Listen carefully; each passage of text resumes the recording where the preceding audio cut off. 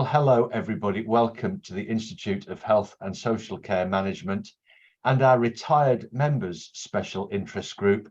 Today, fantastic roundtable. It's going to be more like a workshop, I think, because we've got a collection of our retired members who've been there, seen it and done it, and are prepared to give some advice and guidance to those who may be coming up to retirement, or indeed those who are recently retired and are looking for some ideas and inspiration.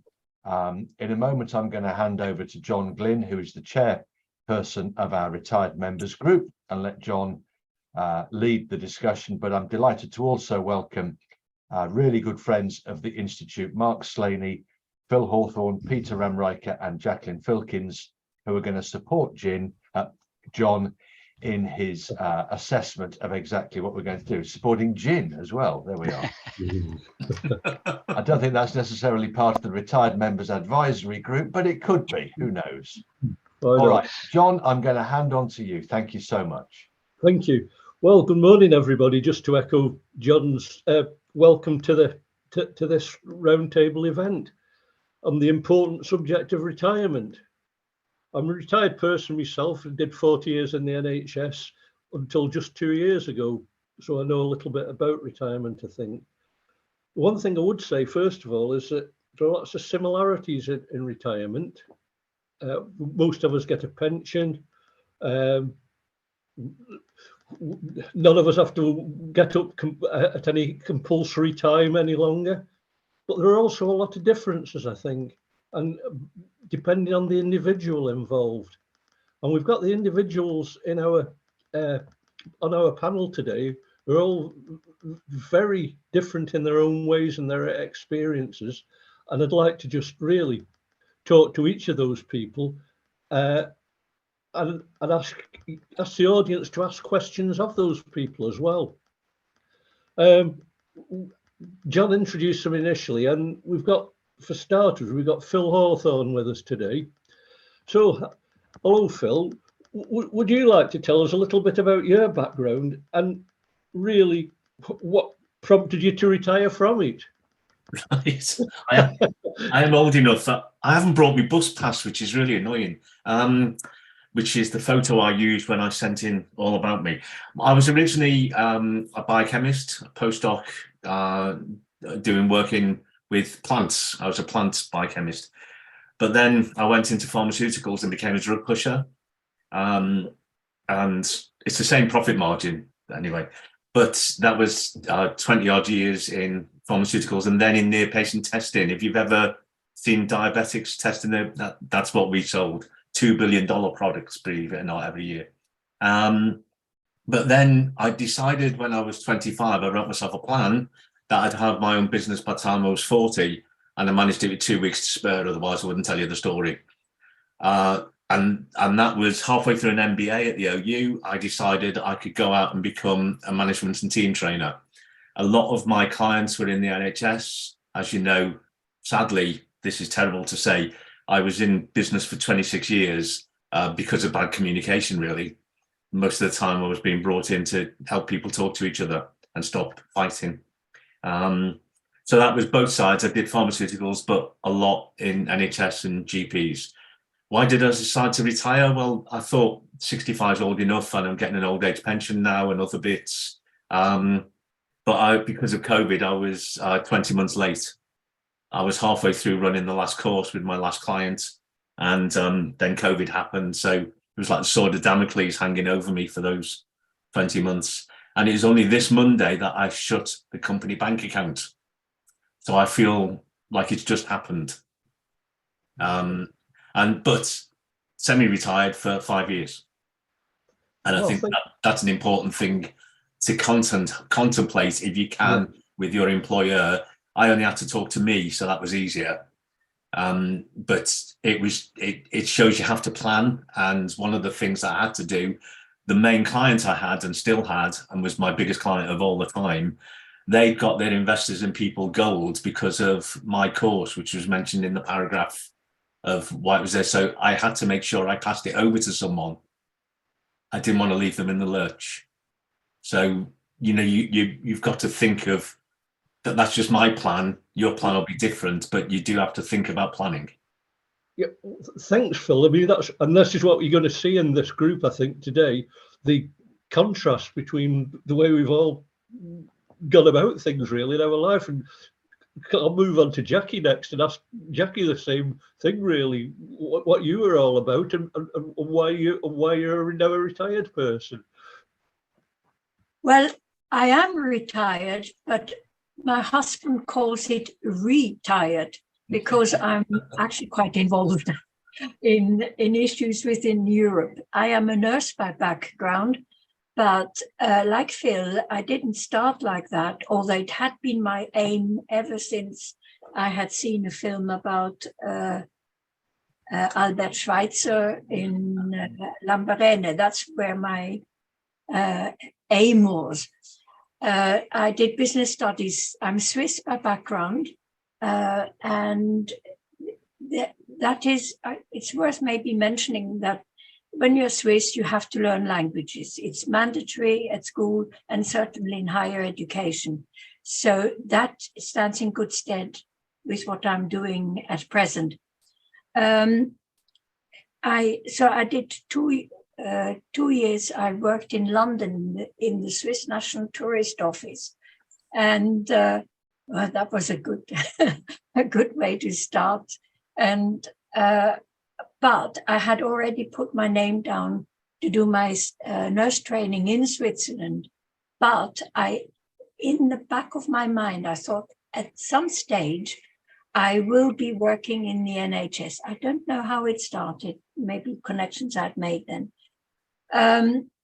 Whilst I was working in London on the Strand, the office was in those days, I met my husband-to-be, and after we sort of met in a youth hostel in England, and we got together and remained friends, and then we got engaged, but we both decided to have a change of career, and I went into nursing and he went into agriculture.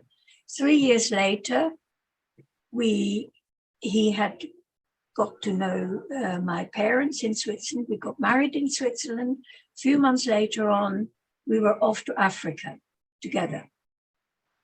The last missionaries to go out on a boat, I think we were.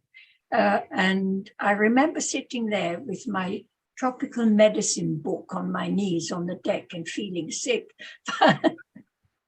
Anyway, so we were sent to central Malawi.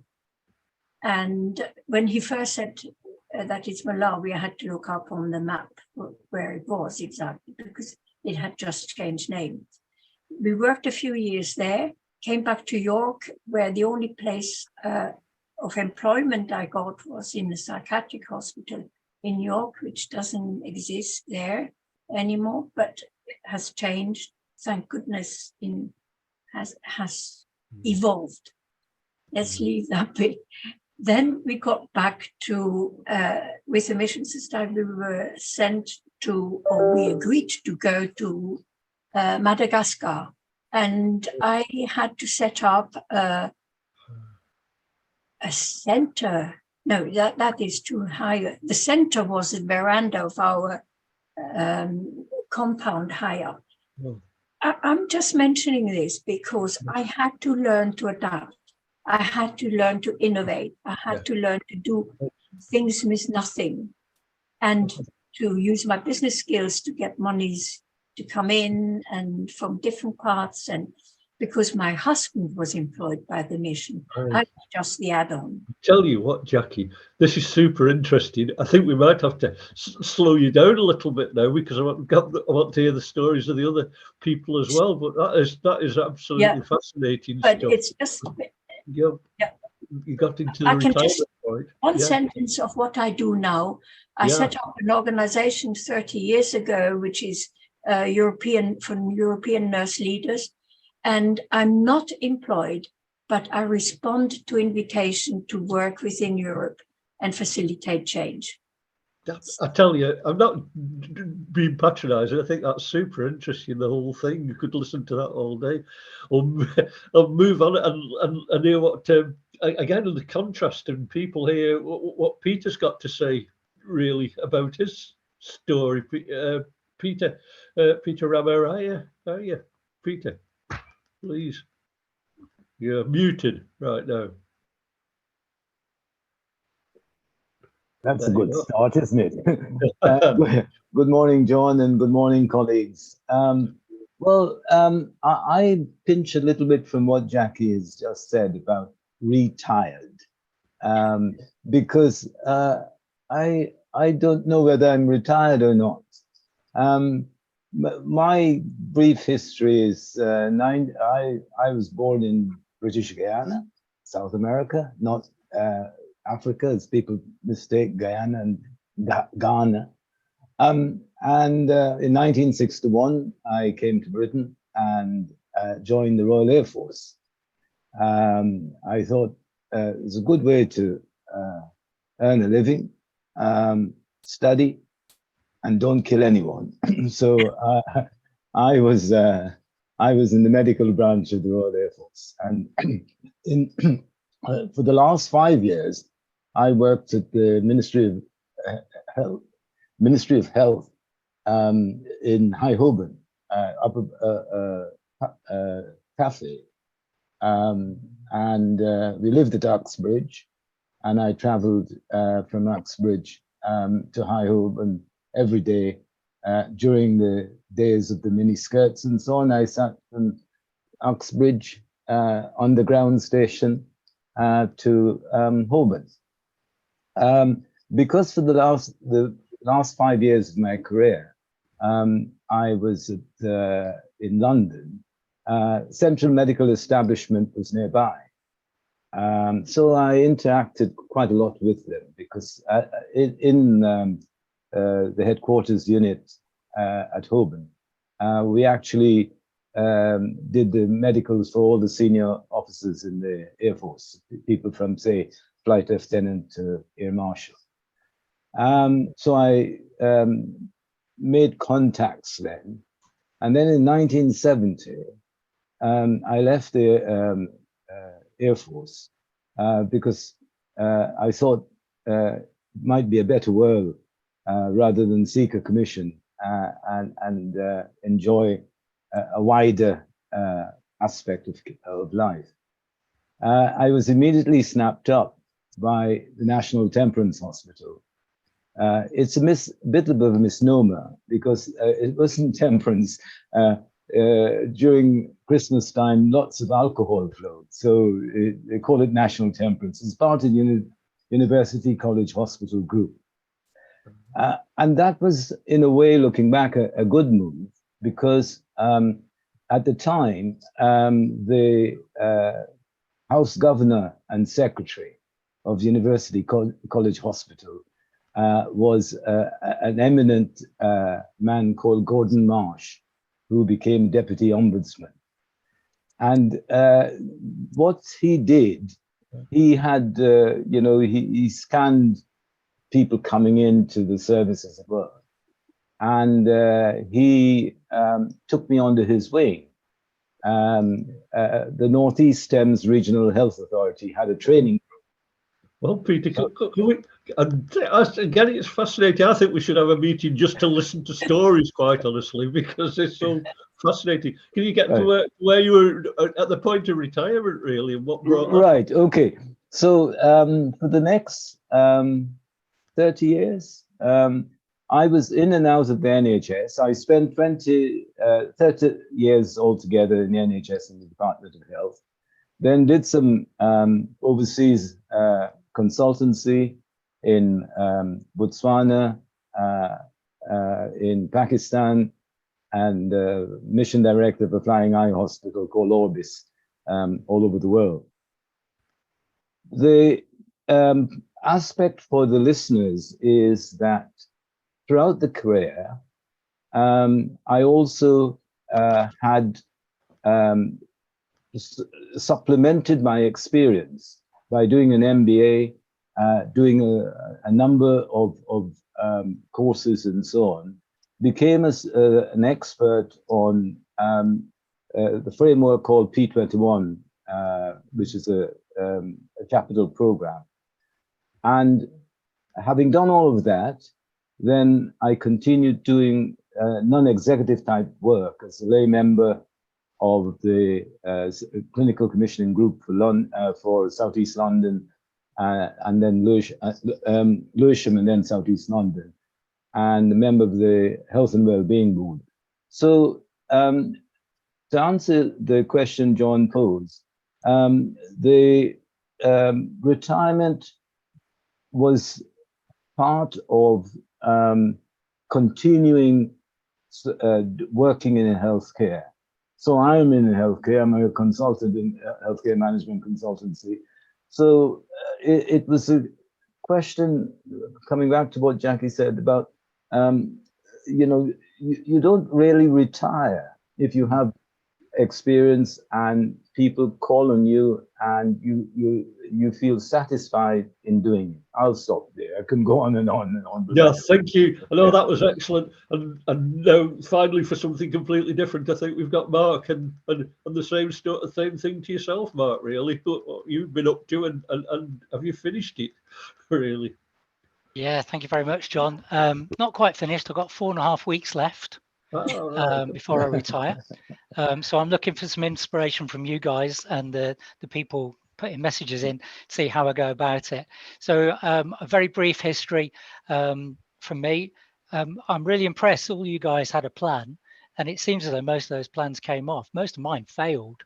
So at 15, I was going to join the Navy, growing up in Coventry, desperate to get to sea. Didn't. Because my parents suggested I go into an apprenticeship in engineering instead, which was probably a good thing around the time that we're talking about then, is when the Falklands War kicked off.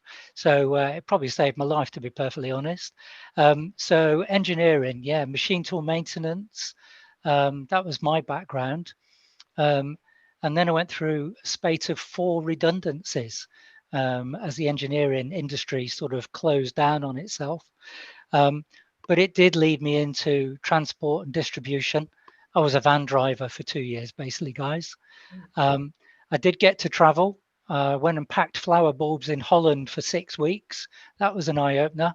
And then I got brought back into the company that I did my apprenticeship with, brought me back and made me Freedom of Coventry, Freeman rather of Coventry, when I was it, because my indentures, as it was in those days, came to fruition. So we had a grand ceremony with the Lord Mayor in the town hall, and they brought me back into the company, and I did 2 years there in a stores role, and then I went from that into aerospace and automotive with purchasing, and then packaging, and then eventually found my way to the NHS. So as I say, 4 redundancies later. So those plans didn't work for me. So I was kind of chosen to be where I am. So 27 years later, I'm still in the NHS for another 4 weeks, and wouldn't change a thing.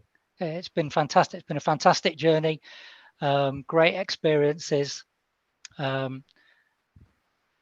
too many to mention. But yeah, so sorry, John, go on. No, I was going to say that. I thought you was wrapping up then, but that's wonderful. Just finish off, really. No, absolutely, I am. So I just did a quick tally, and I'll have done 40 years in procurement and logistics in some form when I finish, and so 27 in the NHS, which has been absolutely wonderful. The one thing I will bring it back to is 7 years ago, our trust became an integrated organisation. So we took on adult social care. It had been done in the community for 16 years. So we do all the adult social care on behalf of Torbay Council. That for me has been a real injection into my career. It's been absolutely fantastic. Certainly one of the highlights of my career has been working with adult social care. So that's how an NHS buyer has got involved in adult social care.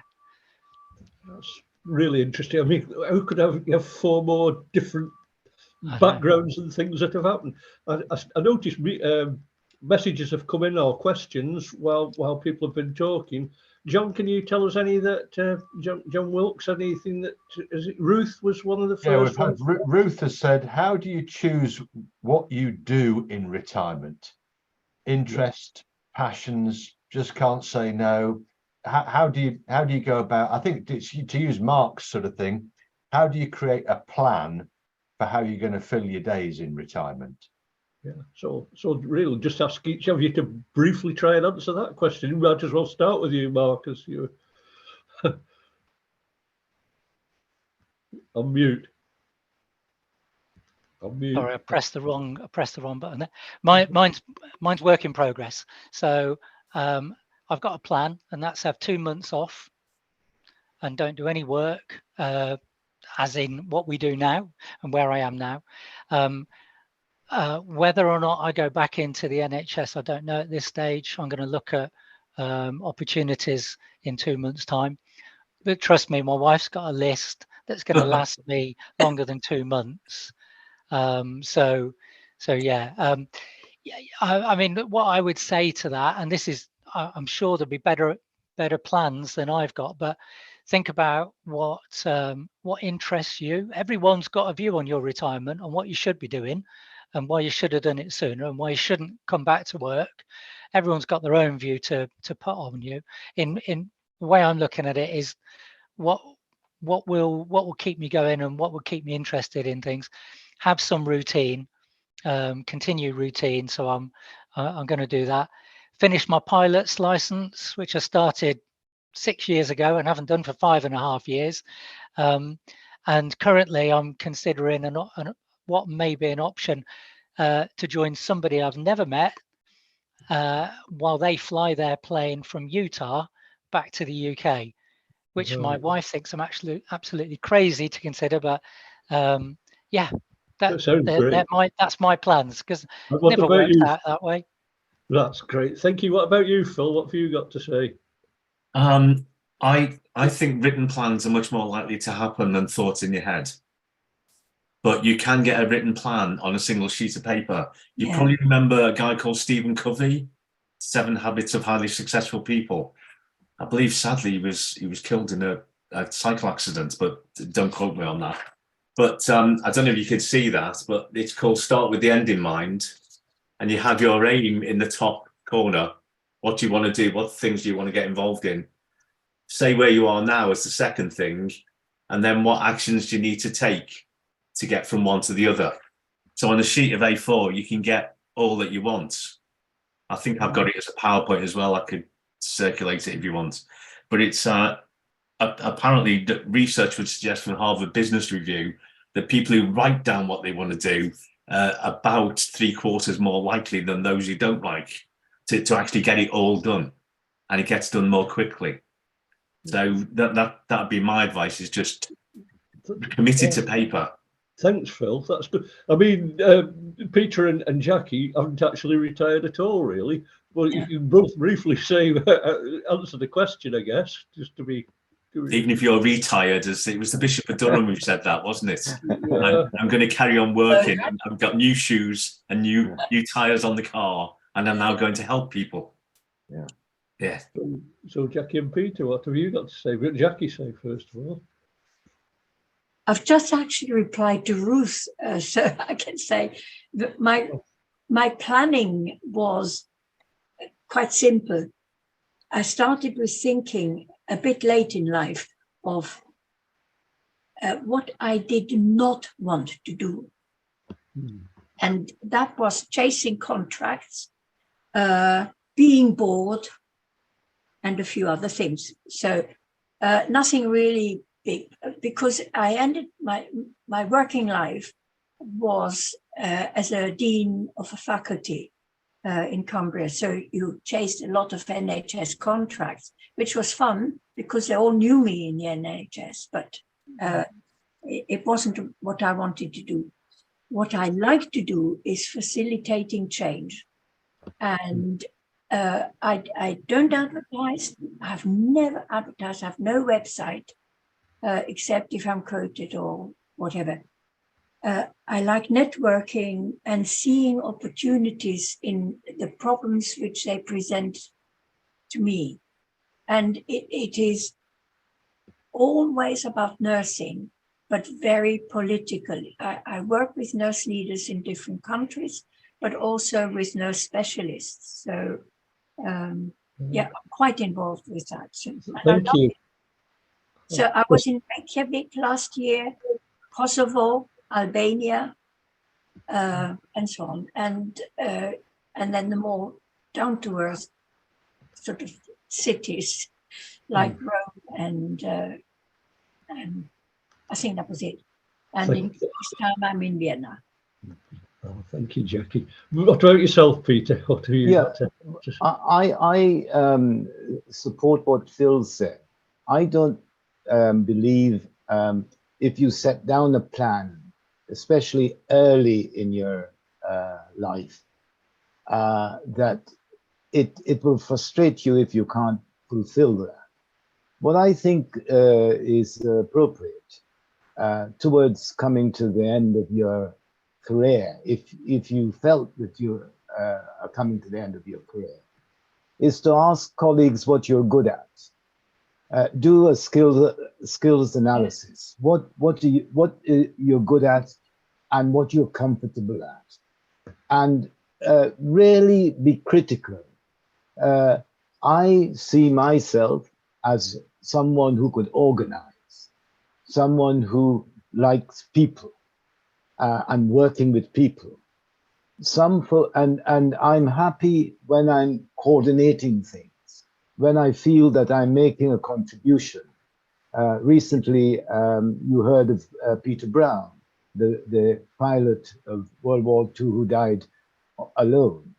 And I was instrumental in getting people together and analyzing that we couldn't have a service in the crematorium because it's 140 spaces.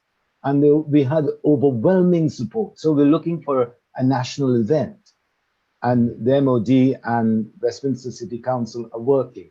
Now I feel satisfied in the organizing ability of getting that going. So my advice would be, ask your colleagues what you're good at as you come towards retirement or as you're going through your career. Get good buddies. I see Dwayne pass me. I have a high respect for Dwayne on extremely competent program director, project director, national importance. Get associated with people who would inspire you. And so, Mark, you're at the stage where you can do that. Ask folks around you. Procurement, NHS Procurement 21 and Procurement 23, readily available. So I would say, get that skills analysis down and talk to colleagues. Say what you're say. Tell me what I'm good at. Also, tell me what you think I can't do. And I think you're then better equipped to make a go at what you're good at, both in your professional life and as you retire. I think that's super advice, Peter. Thank you very much. John Wilkes, what other I'm not so hot on the technical side, so I'll ask you to tell me what other questions have come in. Oh, that's fine. Ian Beach is a member of the audience, and Ian said he's enjoying this, but he wonders whether, for the purposes of just clarity, could we be better at defining the purpose of this meeting more specifically, and perhaps even the group in general. And Ian, you've said, do people have specific issues to resolve? Do pre-retirees have issues we could assist with? Is this intended as a mutual support group?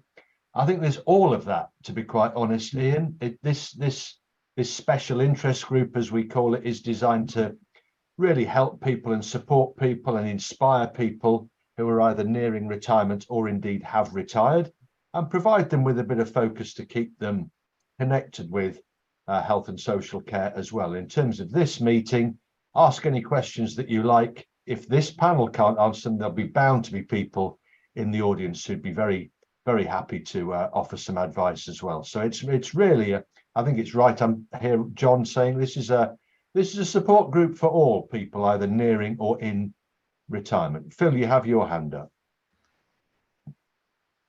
Phil, you're on mute right now. You used to just be able to click on it and it went, but now you have to click it twice anyway. Good, getting better, isn't it? I think the important thing that we've started with is showing what experiences we've had both pre and post.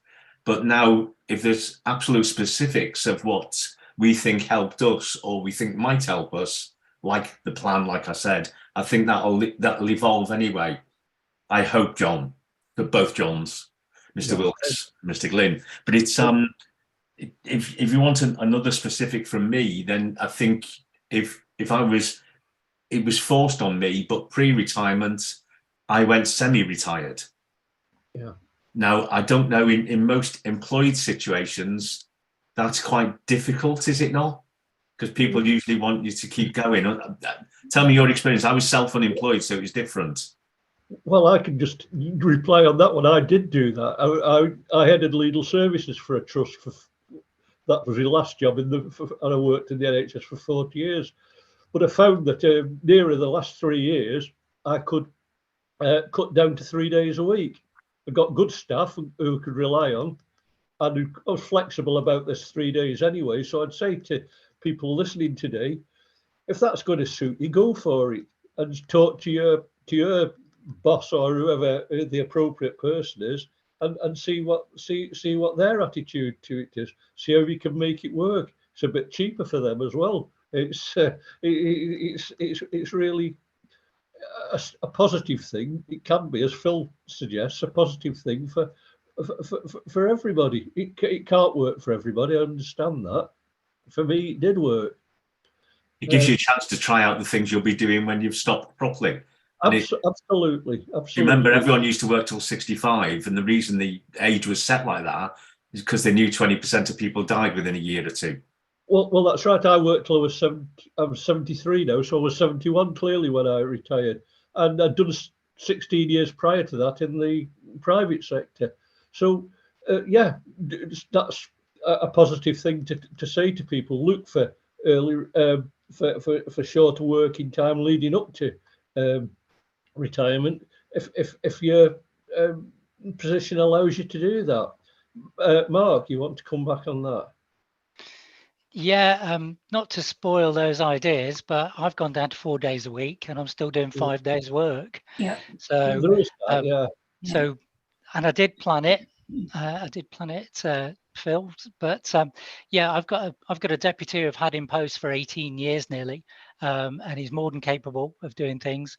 He's doing 1 day a week in my role, but yeah, people just won't leave me alone. So yeah, I've given up on only working 4 days. I'm off on a Friday, but I spend all of that time decorating my daughter's house. So yeah. I do totally understand that one. Yeah. Thank you. Right, thank you. Right, what else have we got? And before we move on to that, I think this has been much of an opening gambit today. I'm really keen to get this group going well. It's been going for a while, but now we really would like to take it forward. And so today we have talked more generally, but specific questions as the time goes on is something we can look to. John, what else have we got coming in? Well, we've got Peter's got his hand up as well, John. Oh, sorry, Peter, go on. No. Yeah, thank you. I just want to add a couple of things. One is keep control of your health. If concurrently with thinking about retirement, think about your health, and try to ensure that your balance is correct. I know one of my sins was working as a district administrator at Dartford and Gravesham. I spent enormous amount of time, much more than I never left at 5 o'clock. Anyone who is in general management and leaves at 5 o'clock, perhaps you have to think about that. And also, I think, if I may comment on the Equalities Act, because if you are a person of color or a person who have any of the protected characteristics, you have a bit of a challenge. But take strength from the change in society, that you can do what you're capable of doing, and you know, go for it. I was the first ethnic minority district administrator in the country in 1985, and at that time, people of color didn't get into general management. So there are so many opportunities, information now. The whole world, the internet has opened up your opportunities on equalities. There are training programs on different things. There are a whole range of programs. And also you can do hybrid. Now, you know, before you couldn't think of hybrid. Now that's a possibility. Thank you, Peter. We've got a question from Dwayne. Dwayne has said, have the panel had any experiences to share regarding the NHS Pensions Agency? Yeah. You bold us, Dwayne. No, Yeah. Yeah, Mark, you're leading up to pensions, so you're getting on with that now, are you, at the moment? So it was a fairly positive experience, I'll say. So once you put in for your figures, you get the information locally from the trust. Then you get a letter from the Pensions Authority, and they completely messed up my pension projections. It was very attractive, but it was all wrong. So yeah, not a great experience. And I'll wait and find out in a month's time whether or not they can actually deliver it. Well, I kind of say they do deliver it eventually. Good, thank you. Sorry, Peter. Oh, but Jacqui, sorry, you've got your hand up, have you? Yes, I have. It's not with the NHS pensions, it's with the serfs. I don't know, I'm the only woman here on the panel, and I thought I would mention that I wished that I had known about the fact that married women's stamp duty, which was abolished in, I think, which was started in 1940, but was abolished in 1977. I found out very late in my working life within the NHS that I had opted out. I hadn't known about it, and so have millions of women not heard about it until much later when the research came out. At the moment, the information is that 13% of women get the full pension. 13 of women get full pension. Of the men, 92% get the full pension. And that is a result of what happened in the 1970s. I had just come back from Africa, and you know, I was told you opted out, and it just didn't sink in, and we got no information. In fact, I got no information. I found out later when I retired, but you know, c'est la vie. That's sad, Jacqui, to hear. Blimey. But I think that's something which one needs to be aware of, and it's too late. One can't do anything about it. But. Yeah. So, John, what else have we got coming in? There's no more specific questions. I think one thing that I know that certain people on the call and previously have asked about is when to take retirement. So yes, we've got the standard age at which it is, you know, a requirement for you, or you can retire. But how did you all decide when was the right moment? What were the thought processes that you went through?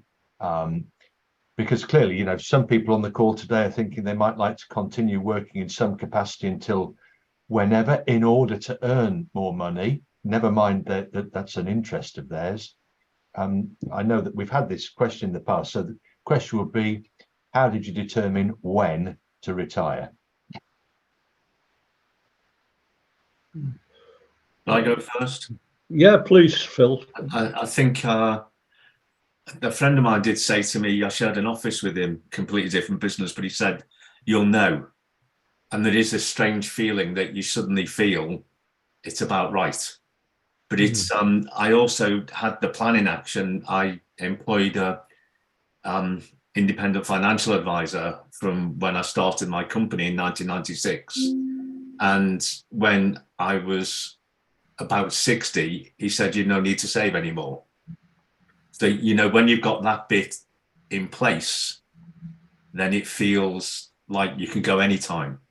So you want to have the safety of being able to pay your gas bills and stuff and food, but also, yeah, I'm not tired, but I'd like to do something else. And that's the thing, you don't stop doing stuff. I'm now chairman of our local U3A, and we've got 300 members, and we've got 40 interest groups, and I belong to 11 of them. You know, so you're very lucky to have me here. I was supposed to be cycling this morning. Yeah, that's brilliant. So, on to Mark, really. He's got his hand up to tell us some of his ideas. Yeah, so similar to Phil there, you get a feeling of when it's the right time. So so glibly, I'll say I've been thinking about retirement for the last 40 years, but I didn't do anything about it until 18 months ago. The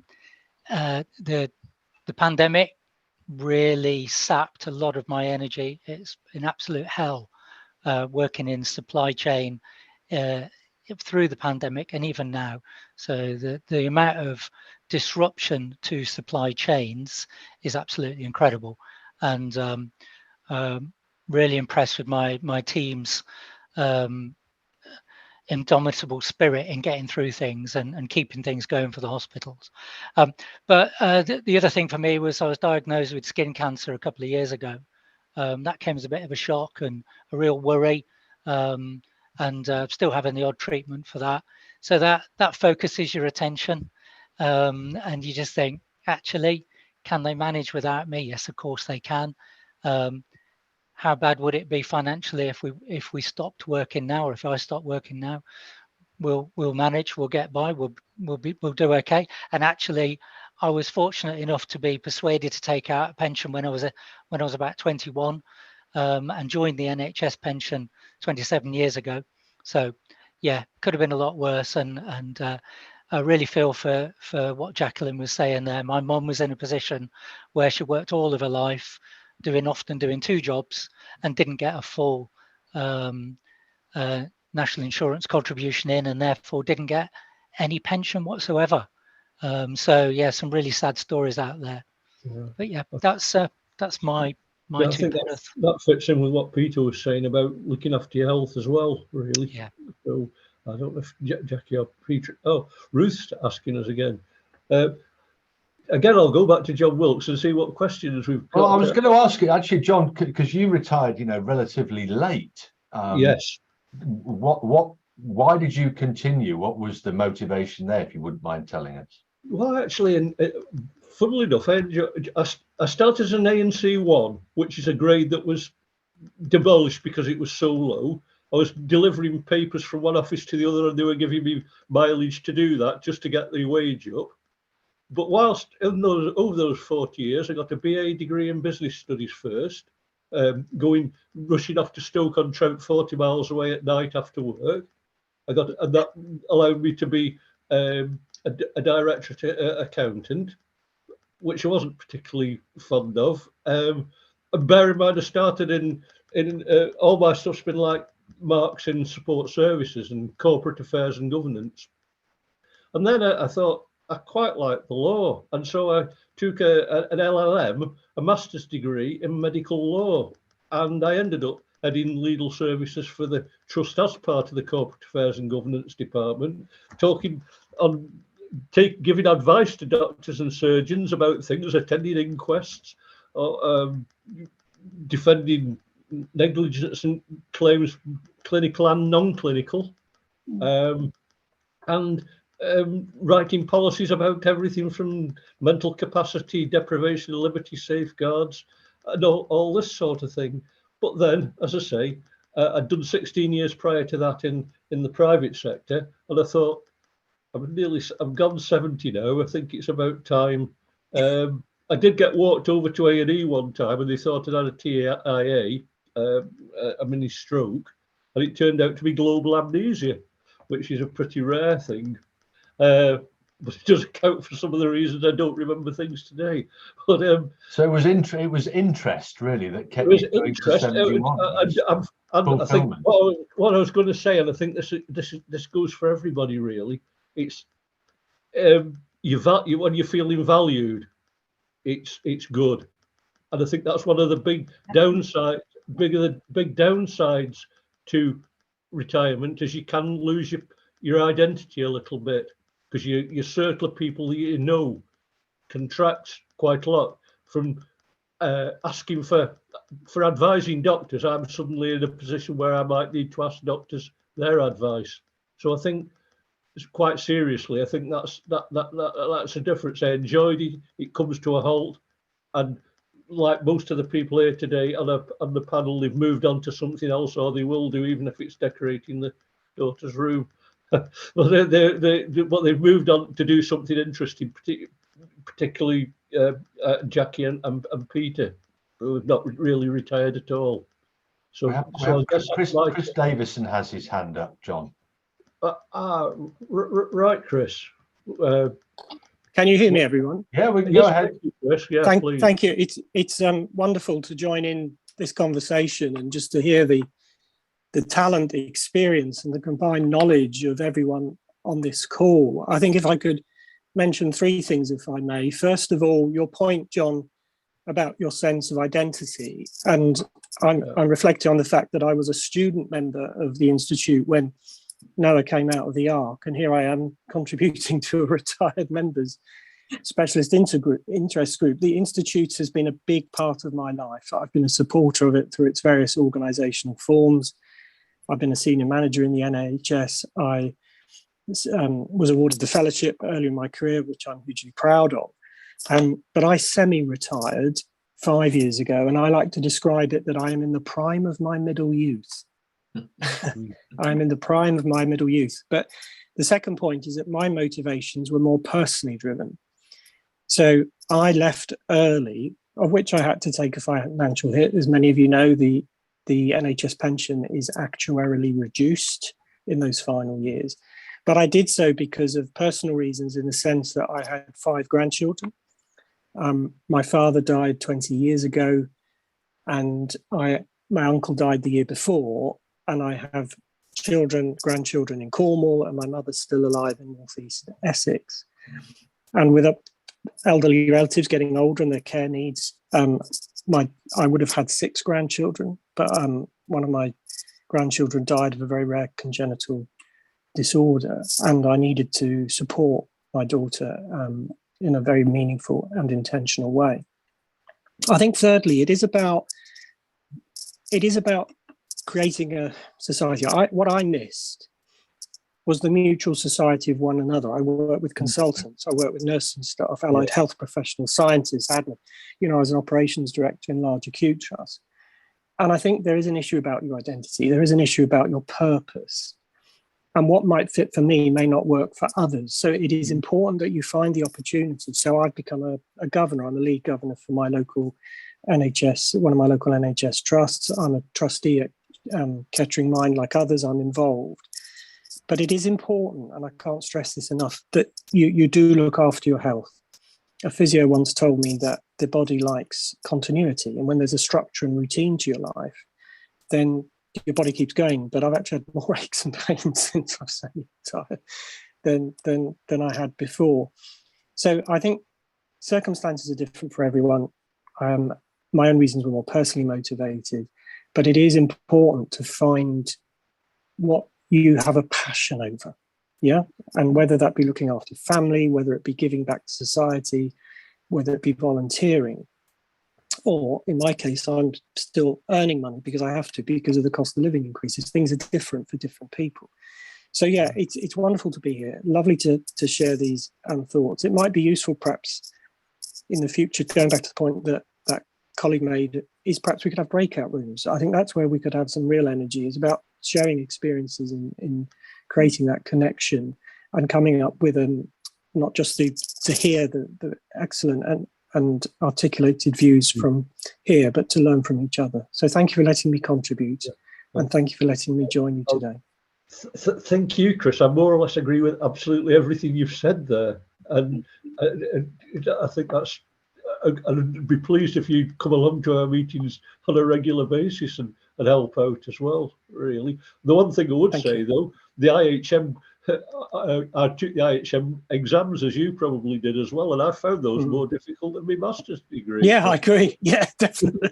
Just to be clear on that, John, in the archives, we have got these giant they're bigger than A3 sized ledgers, handwritten in calligraphic type, with the name, where you work, your score, and pass or fail. For those exams, we've got about 6 of them. They are they're a hoot. I'm not going to tell you what years. I don't want anybody ringing me up and saying, "Oh, can you have a look for mine, John?" But just be assured, we've got proof. Thank you. Well, I think. Are there any more questions that we've got for today? Now, are we getting towards the end of this meeting? I see Diane's saying to everybody, "Good question, don't have a."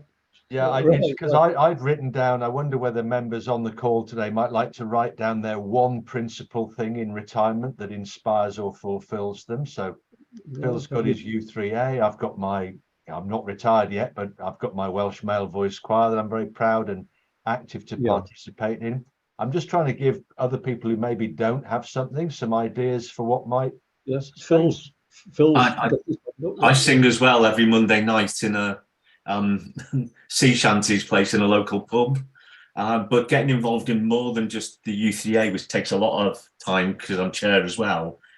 There's things like Probus, which is the Retired People's Rotary, and just going along to talks and stuff. If you're a people person and you suddenly don't go to work every day, I think it's important to get involved locally to get that people fix. I can't do without it. But it is, even going from the newspaper every day, which is a damn useful thing to do because it tells you what day it is. It's quite useful to notice that because you're involved in so many things. This is my proof of it. It often takes me 20 minutes to do the 5-minute walk because you meet people. So you've got the proof that it works. So I'm involved in lots of different things, but I think it is that volunteer, local club meetings, charity shops, U3A, whatever you can get involved in. If you need the people fix, make sure you do it because you've got to look after your mental health as well. I think and if you need that, then you're going to get probably depressed without it. But I think keeping your brain going, I'm involved in Alzheimer's research as well because my mum had TIAs and spent the last 10 years in a home and was scared of us in the end because she didn't know us anymore. So I don't want to go that way. But if you do a lot of brain training, which the Alzheimer's Research UK website has, you've got to keep your brain going as well as doing the gym. Thanks, Phil. Well, Mark, you've got your hand up. What have you got to say to us? Yeah, so I mentioned the flying, which I haven't done for 5.5 years. I'm looking forward to getting back to some of that. But also I'm a trustee of a couple of charities. So we organise food banks, baby banks, home building, all sorts of things. And the need for that over the last 3 or 4 years has just grown exponentially. So really pleased to be involved in that.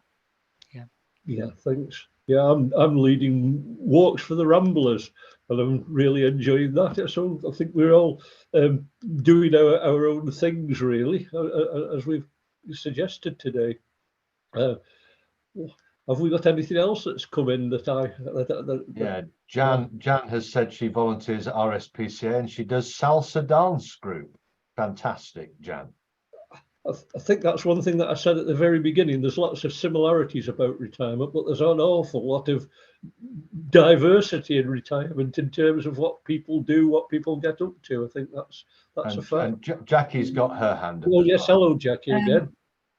Just very briefly, I too have concentrated on different things quite willingly, and that is to be more with my family, because life has been very hectic.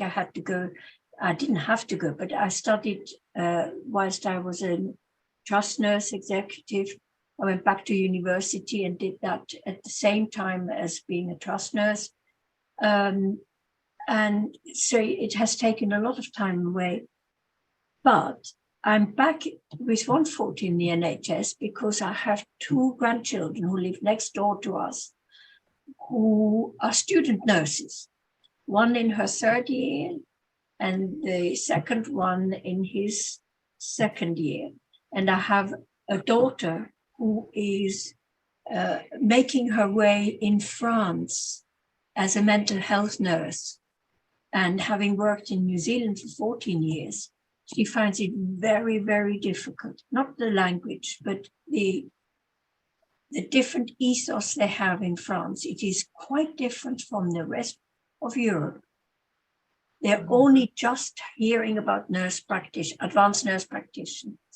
So you can see the dilemma. So I'm supporting her. And also one of her children has a life-limiting illness. So she too needs support. And yeah. Well, thank you, Pete. And Peter, as the last of our panel. Thank you. I thought that I haven't got any financial interest in this site, but a site called Team Restless. Team Restless. It's an excellent site for people who are retired or thinking of retiring. A whole range of quite useful information. I urge you to have a look at it. I came across it, and it is a fountain of information. Thank you, Peter. I found all this fascinating and interesting. I really have. I must say the Institute has just partnered with an organisation called Guide as well for free retirement planning. So there's a press announcement going out about that, I think, tomorrow. I've put a link to what Guide is in there, and we'll provide to this group a formal link when that partnership is actually switched on at the weekend. So there we go.